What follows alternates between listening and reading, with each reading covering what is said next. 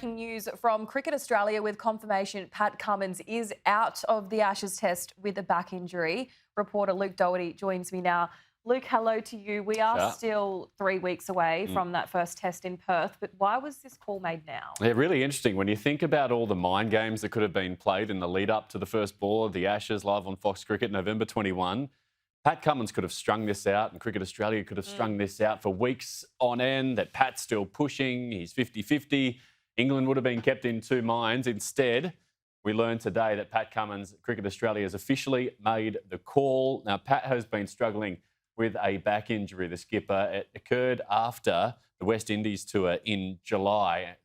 Came on the back of a really, really heavy workload for the Australian cricket team. And Pat has been so reliable throughout the course of his career after those early troubles when he burst onto the test scene as a teenager in South Africa. His body has really been rock solid. We haven't had too many of these issues for Pat Cummins, while the other pacemen around him, like Josh Hazlewood and Mitchell Starc, have endured niggle upon niggle throughout the course of the last decade or so. But Pat hasn't been able to get up his bowling loads and hasn't been able to get it done quick enough to give him enough bowling load to be ready for the first ball November 21 in Perth. He is back running and back bowling, Cricket Australia says, but not to the standard, not with the amount of time that is required to captain this side in the first test. Steve Smith is now going to take the reins. So when you look at the position that Australia finds itself in, England haven't won the Ashes in Australia since 2005.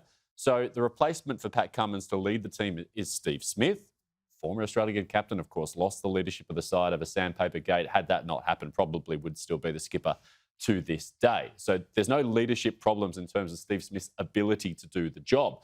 The guy coming in for Pat Cummins, you'd have to say 99.99% is going to be Victoria's Scott Boland, who has been an absolute star. He's the best backup bowler in world cricket, would walk into any other bowling lineup in world cricket at the moment. And summer after summer comes in and does a fantastic job. When one of the pacemen drops out, Scott Boland comes in, and we all feel sorry for Scott that he hasn't played more test cricket throughout the journey. So again, that is a really solid replacement. So while this is massive news, while it is jarring to see that the captain is not going to be there for the first ball of the Ashes, the replacements are in place. And for that side, the leadership side of the Australian cricket team and the bowling side, they'll be fine. They're still in order. Lots of questions around the top of the order. They'll get answered over the course of the next two Shield rounds. Probably the next one, because Cricket Australia maintain they are going to name the side after the next round of Sheffield Shield games that gets underway tomorrow. So we'll have answers around that.